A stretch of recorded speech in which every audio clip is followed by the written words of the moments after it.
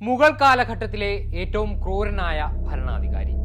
തേജോ മഹാലയ എന്ന ശിവക്ഷേത്രം പൊളിച്ച് താജ്മഹൽ എന്ന പ്രണയസൗധം പടുത്തുയർത്തിയ മുഗൾ ചക്രവർത്തി.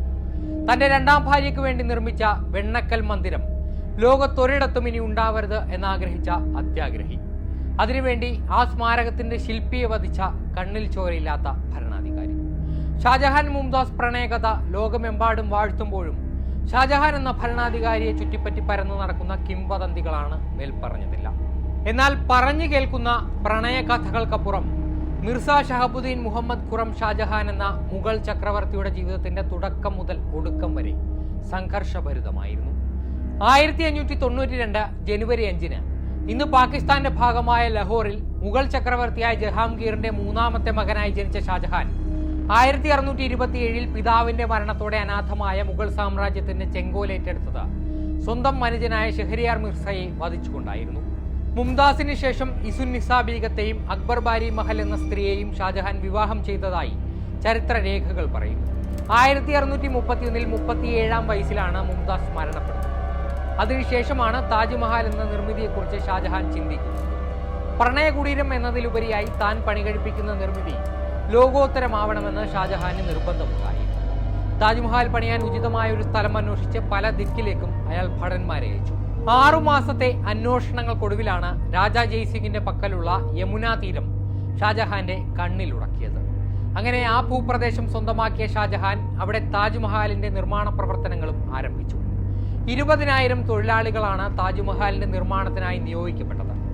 പേർഷ്യൻ, തുർക്കിക്, സാരസൻ, യൂറോപ്യൻ, രാജ്പുത് തുടങ്ങി പല ശൈലികളുടെയും ഒരു സമന്വയമായിരുന്നു താജ്മഹൽ.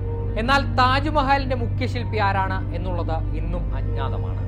പേർഷ്യൻ ശില്പിയായ ഉസ്താദ് ഈസയുടെ പേരാണ് പൊതുവെ പറഞ്ഞു കേട്ടിട്ടുള്ളത്. പക്ഷേ തുർക്കിഷ് വംശജനായ ഉസ്താദ് അഹമ്മദ് ലഹോറിയാണ് താജിന്റെ പ്രധാന ശില്പി എന്ന് അദ്ദേഹത്തിന്റെ മകനായ ലുത്ഫുല്ല മുഹന്ദിസ് എഴുതിയ കുറിപ്പുകൾ പറയുന്നു. പല ചരിത്രകാരന്മാരും ഇത് സാധൂകരിക്കുന്നുണ്ട്. താജ്മഹലിന്റെ പ്രത്യേകതകളിലൊന്ന് മാർബിളിൽ ആലേഖനം ചെയ്ത വെണ്ണക്കൽ ചിത്രങ്ങളാണ്. അതിനാൽ ലാഹോറിലെ ഏതോ സെമിത്തേരിയിൽ അന്ത്യവിശ്രമം കൊള്ളുന്ന ജെറോനിമോ വെറോനിയോ ആണ് താജ്മഹൽ വിഭാവനം ചെയ്തതെന്നും വാദങ്ങളുണ്ട്.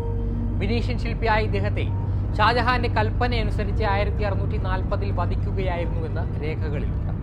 ലോകത്തൊരിടത്തും ഇനി അതുപോലൊരു നിർമ്മിതി ഉണ്ടാവരുതെന്ന് അത്യാഗ്രഹമുണ്ടായിരുന്ന ഷാജഹാൻ വ്യാജമായ ഒരു മോഷണക്കുറ്റം ചുമത്തിയാണ് വെറോനിയോയെ വധശിക്ഷയ്ക്ക് വിധിച്ചത്. എന്നാൽ തന്റെ പ്രണയിനിക്ക് വേണ്ടി ഉണ്ടാക്കിയ ആ മനോഹരമായ മന്ദിരത്തിൽ വെറും 2 തവണ മാത്രമാണ് ഷാജഹാൻ എന്ന ചക്രവർത്തിക്ക് സന്ദർശനം നടത്താൻ സാധിച്ചത്. പുരാവസ്തു ചരിത്രകാരിയായ എബ്ബ കോച്ച് രേഖപ്പെടുത്തിയ ചരിത്രമാണ് ഈ പറഞ്ഞത്.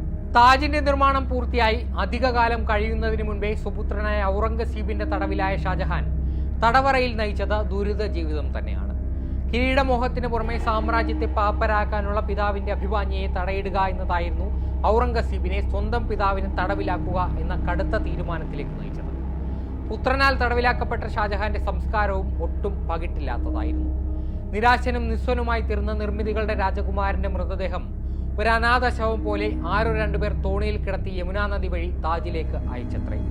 മുംതാസിന് വേണ്ടി നിർമ്മിച്ച പ്രണയമന്ദിരമാണെങ്കിലും അവരുടെ മരണശേഷം ഷാജഹാൻ വിവാഹം ചെയ്ത 2 രാജ്ഞിമാരുടെയും ശവശരീരങ്ങൾ ഇതേ താജ്മഹലിനുള്ളിൽ തന്നെയാണ് അടക്കം ചെയ്തിരിക്കുന്നത് എന്നത് കൗതുകമുണർത്തുന്ന ഒരു വസ്തുത കൂടിയാണ്.